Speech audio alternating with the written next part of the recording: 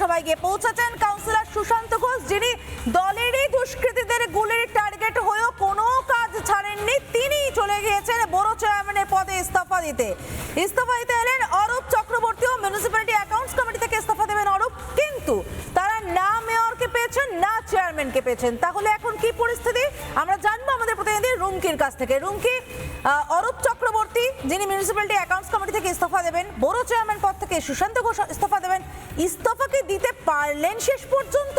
Mayor বা chairman কেউই তো নেই।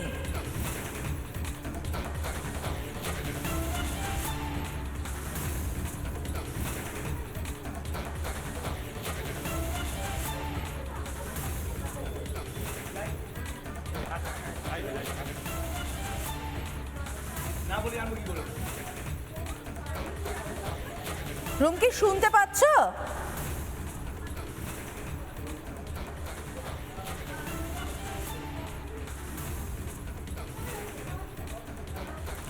আমরা যোগাযোগের চেষ্টা করব আমাদের প্রতিনিধি রুমকির সঙ্গে। আপনাদেরকে আরো একবার জানিয়ে রাখি, এই যে সুশান্ত ঘোষকে দেখতে পাচ্ছেন, তিনি কিন্তু নিজেই বলেছিলেন যখন গুলির টার্গেট হয়েছিলেন, না এখানে বিজেপি কোথায়, এখানে বিরোধী কোথায়, অর্থাৎ নিজেরই দলের দুষ্কৃতীদের গুলির টার্গেট হওয়ার পরও তিনি কিন্তু কোনো দায়িত্ব ছাড়েননি।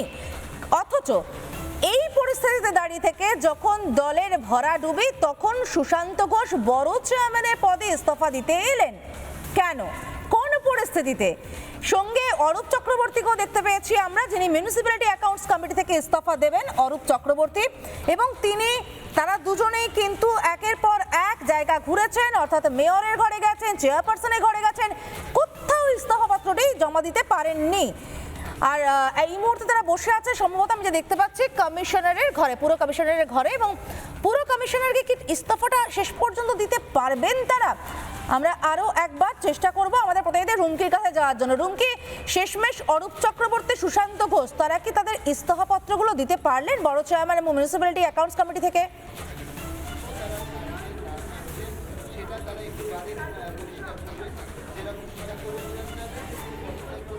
বলা চলে টানটান উত্তেজনা।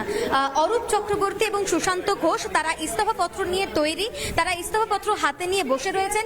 একবার মেয়রের ঘরে তারা গেলেন, একবার চেয়ারপারসন মালা রায় তার ঘরে গেলেন, এবং তারপর এই মুহূর্তে কমিশনারের ঘরের বাইরে তারা অপেক্ষা করছেন।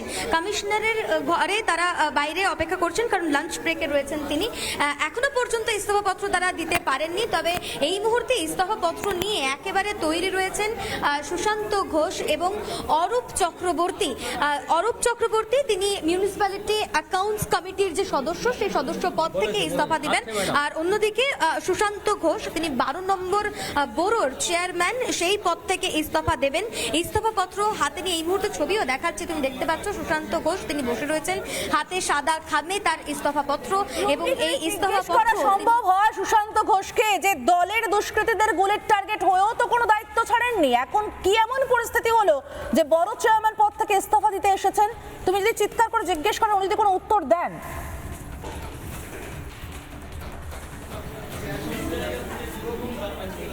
দেখো, আমরা বারবার ওনাকে প্রশ্ন করেছি, বারবার ওনার সঙ্গে কথা বলতে চেয়েছি, তবে এই মুহূর্তে কার্যত তিনি বলতে চাইছেন না। তিনি বলছেন যে কাজের জন্য, অর্থাৎ যে ইস্তফাপত্র দিতে তিনি এসেছেন, সেই ইস্তফাপত্র তিনি তুলে দেবেন, তারপরেই তিনি যাবতীয় যা তার যে বক্তব্য, সেই বক্তব্য তিনি রাখবেন এবং সমস্ত কথা তিনি বলবেন। এই মুহূর্তে আমরা কিন্তু বারবার প্রশ্ন করেছি, আমি আরও একবার প্রশ্ন করার চেষ্টা করব, একবার কথা বলার চেষ্টা করব। দাদা দাদা একটু যদি বলেন, আপনি কি পরে এটা করে নিই, কাজটা যেটা করতে এসেছি সেটা করে নিই। সমাদৃতা তিনি একেবারেই স্পষ্টই বলছেন, বারবার আমরা প্রশ্ন করেছিলাম, তিনি বলছেন যে আগে তিনি যে কাজের জন্য এসেছেন, অর্থাৎ যে সাদা খাম তার হাতে রয়েছে, যার মধ্যে কিন্তু ইস্তফাপত্র লেখা রয়েছে, সেই ইস্তফাপত্র তিনি জমা দেবেন এবং তারপর তার যে বক্তব্য, সেই বক্তব্য রাখবেন। ঠিক কী কারণে এই ইস্তফা, তার কারণ এর আগে আমরা দেখেছি দেবলীনা বিশ্বাস 9 নম্বর বোরোর চেয়ারম্যান, তিনি চেয়ারপারসন, তিনি কিন্তু জানিয়েছেন যে দলে তাকে অনৈতিক কাজ করার জন্য বাধ্য করা হচ্ছিল, যে কারণে সেই কাজ থেকে করতে চান না, তাই তিনি পদত্যাগ করছেন। এক্ষেত্রে সুশান্ত ঘোষ তার কি বক্তব্য রয়েছে তা শোনার জন্য অবশ্যই আমরা অপেক্ষা করছি। সুশান্ত ঘোষ দলের একনিষ্ঠ কর্মী বলা চলে, দীর্ঘদিন ধরে তিনি একেবারে দলের শুরু থেকে তিনি আর তৃণমূল দলটা করছেন। 107 নম্বর ওয়ার্ড থেকে তিনি লড়াই করেছিলেন, জিতেছিলেন, তারপরে তাকে 108 নম্বর ওয়ার্ড দেওয়া হয়, 108 নম্বর ওয়ার্ডেও তিনি লড়াই করেছেন, জিতেছেন, মেয়র পরিষদের সদস্য ছিলেন এক সময়, এবং তারপর 12 নম্বর যে বোরো, সেই বোরোর দায়িত্ব দেওয়া হয় তাকে। একনিষ্ঠ কর্মী বলা চলে এবং বন্দুকের নলের মুখেও তাকে পড়তে হয়েছে একাধিকবার। সম্প্রতি বেশ কিছু ক্ষেত্রে একটা গোষ্ঠীদ্বন্দ্বের অভিযোগ উঠে আসছিল, যে জায়গা থেকে তাকে বন্দুকের নলের মুখোমুখি হতে হয়েছে, যদিও সেই সময়ও দলের বিরুদ্ধে কোনো রকম ভাবে তিনি মুখ খোলেননি সুশান্ত ঘোষ। এবার বড় চেয়ারম্যানের পদ থেকে ইস্তফা দেওয়ার পর তিনি কি বলেন সেদিকে অবশ্যই আমাদের নজর থাকবে। আর অন্যদিকে কলকাতা পুরসভায় কিন্তু একে একে কোথাও গিয়ে উইকেট ডাউন হচ্ছে বলা যেতে পারে। তার কারণ 9 নম্বর বোর্ডের যিনি চেয়ারপারসন দেবলীনা বিশ্বাস, তিনি ইতিমধ্যেই পদত্যাগ করেছেন। এবার সুশান্ত ঘোষ 12 নম্বর বোর্ডের চেয়ারম্যান, তিনি পদত্যাগ করার জন্য কলকাতা পুরসভায় হাজির হয়েছেন। আর অন্যদিকে মিউনিসিপ্যালিটি অ্যাকাউন্টস কমিটির সদস্য অরূপ চক্রবর্তী, তিনিও কিন্তু কলকাতা মিউনিসিপ্যাল কর্পোরেশন সেখানে উপস্থিত হয়েছেন। তিনিও কোথাও গিয়ে একবার মেয়রের ঘর, একবার চেয়ারপারসন মালা রায়ের ঘর, এবার পুর কমিশনারের ঘর তারা ঘুরেছেন। অর্থাৎ তারা একেবারে ডিটারমাইন্ড বলা চলেছে, তারা ইস্তফা দেবেন। এই মুহূর্তে সাদা খামে তাদের হাতে ইস্তফাপত্র রয়েছে, তারা অপেক্ষা করছেন। আর কিছুক্ষণ পরেই হয়তো তারা তাদের ইস্তফাপত্র পুর কমিশনারকে জমা দেবেন।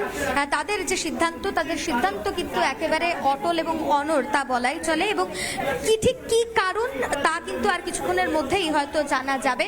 আর কিছুক্ষণ পরেই হয়তো তারা স্পষ্টভাবে জানাবেন যে ঠিক কি কারণে তারা এই পদত্যাগ করছেন, কেন বারবার এই ধরনের ঘটনা ঘটছে। নানা ধরনের কন্টেন্ট দেখার জন্য লাইক করুন, শেয়ার করুন আমাদের ফেসবুক পেজ, সাবস্ক্রাইব করুন আমাদের ইউটিউব চ্যানেল। পাশাপাশি অন্যান্য ব্রেকিং নিউজের জন্য অবশ্যই চোখ রাখুন রিপাবলিক বাংলায়।